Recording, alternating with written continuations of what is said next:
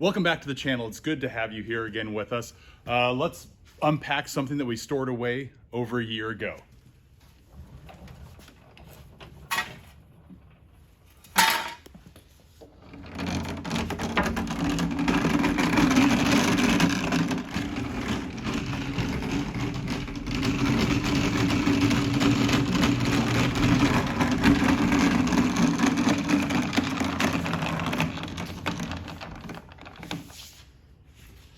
Like I said, this is something that we stowed away over a year ago. Let's unwrap it and see what's inside.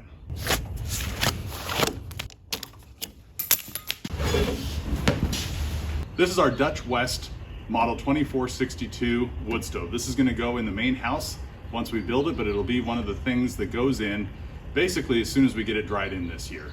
This is a beautiful stove, and if taken care of well, will last a lifetime.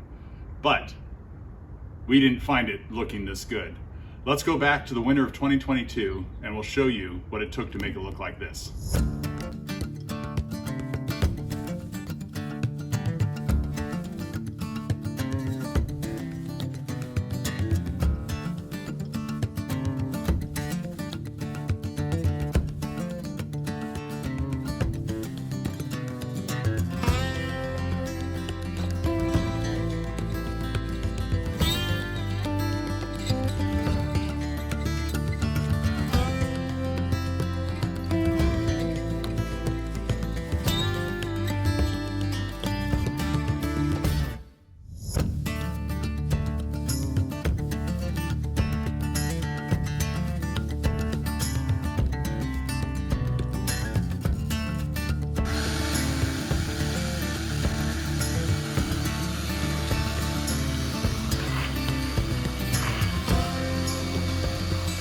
As we're cleaning up our wood stove, we want to check out the combustor to see if it's in still good shape. So this is the fiber insulator that's on the combustor, the catalytic combustor there. So that looks a mess.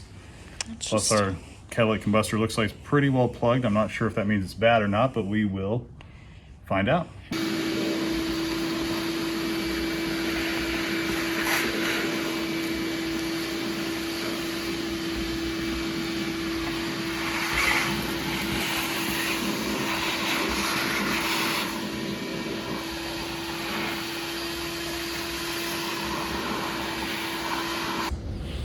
I don't think it's supposed to look like that. How does it look? I don't think this hole's supposed to be here.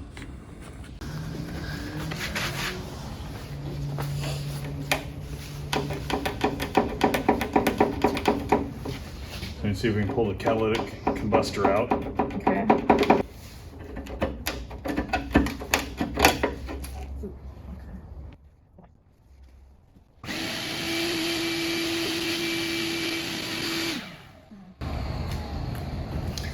So if this isn't here, is it not workable?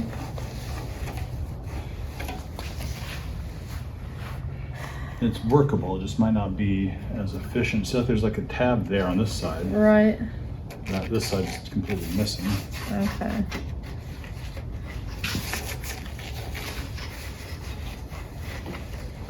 Oh, I see, the air wash blows air at the combustor. So we got our combustor out. It's pretty well plugged and it's got some damage on it. This is a wear item. They say you want to change it every 2 to 6 years depending on how much you burn.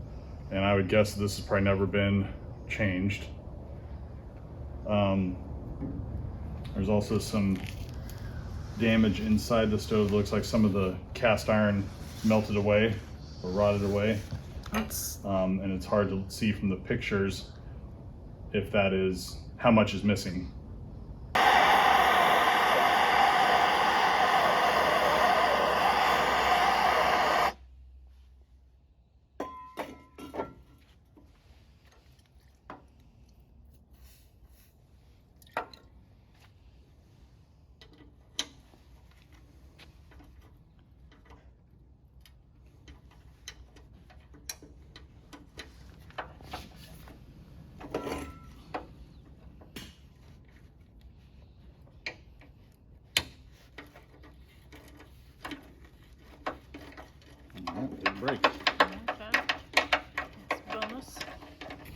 gonna be hot. Mm-hmm.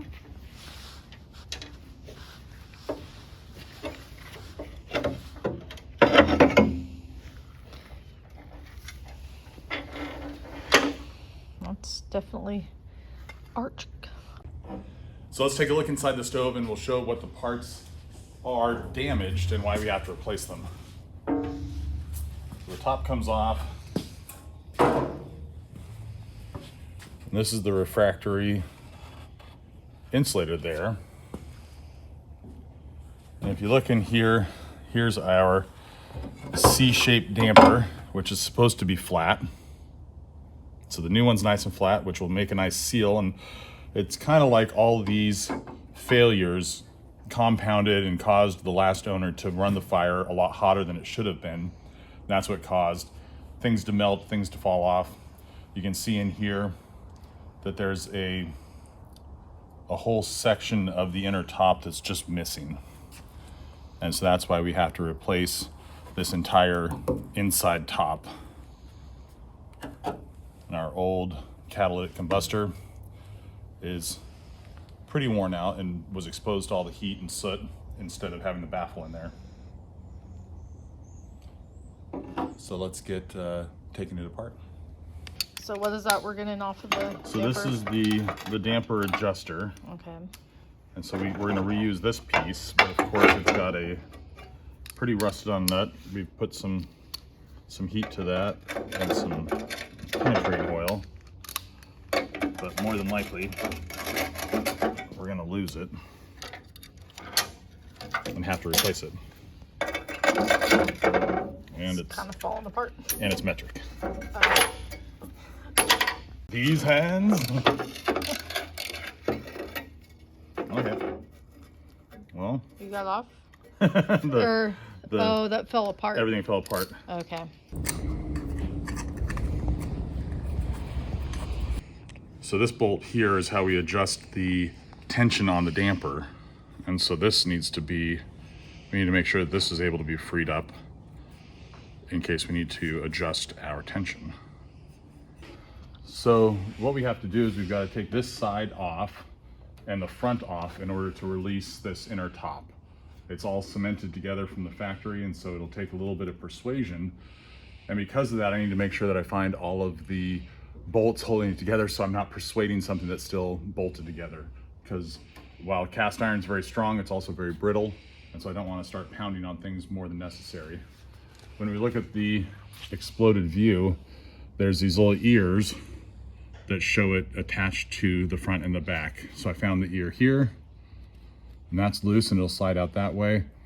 And then there's the ear on top here, but the picture shows it below the inner top. And so now I've got to find basically this side, and then I need to figure out how the front is held in place. It looks like it might be bolted from the bottom. Maybe. So we'll find out. There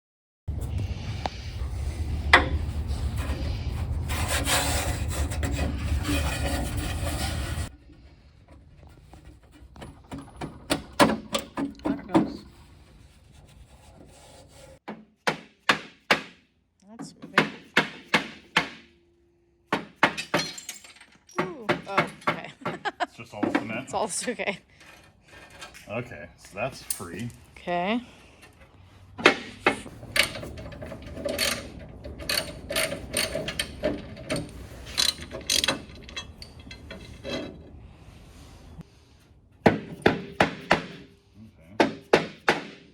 Is it moving? Sort of. Oh. It's in the back. So you can't pull it up because there's a damper there, or that little tabby thing. Well, this is part of the inner top. Oh, it's attached to the front? Okay. And so what I have is it's set into the bottom, Okay. but it's indexed to the inner bottom. It's got to come forward still enough to be free. Okay. Okay, there we go. Yeah.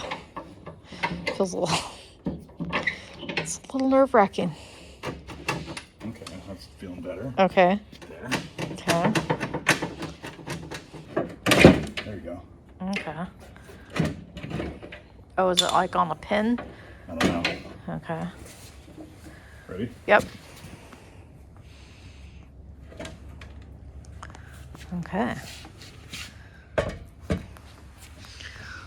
So there is a gasket here for the air wash. Right. There's no gasket for this outer. This was cemented on. You really do kind of have to take the whole stove apart. Right. Which at this point you might as well take it all apart and Paint it. Well, not paint it, but just reseal everything, I guess. Right.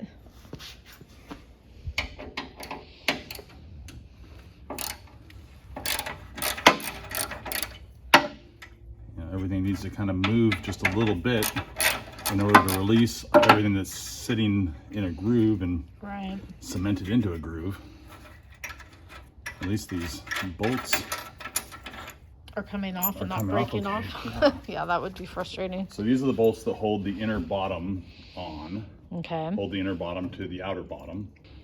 And then these channels on each side are what the convection air comes up from the bottom, goes through the channels up the back through here, and then out through the front. That's how the convection heat works. And then we can block off those bottom ones, remove the back plate, and put a blower on there, which would blow air from outside across here.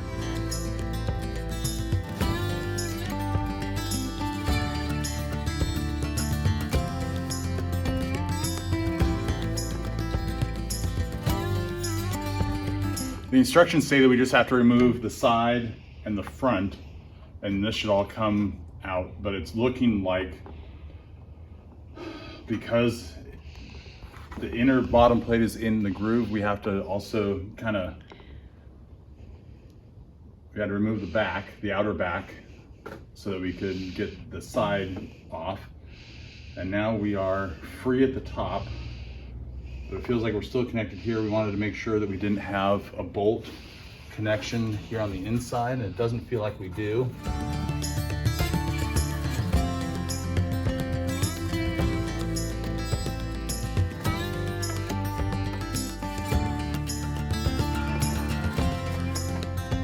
So we've gotten the other side off and the top, what's that called?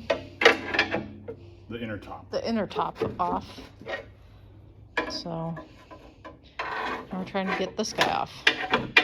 Oh, it's under that heat shield. Oh, okay. The heat shield we can't get off. So now we're gonna try to get the inner back off, and hopefully that will allow us to get the last side off. We're all together. There it goes. Maybe. Oh yeah, it's kind of like hinged into there. Yeah, it was totally catching on this. Yeah, that makes sense. On that shield that we can't take off. Okay. Okay. Well, now that we've taken the stove apart,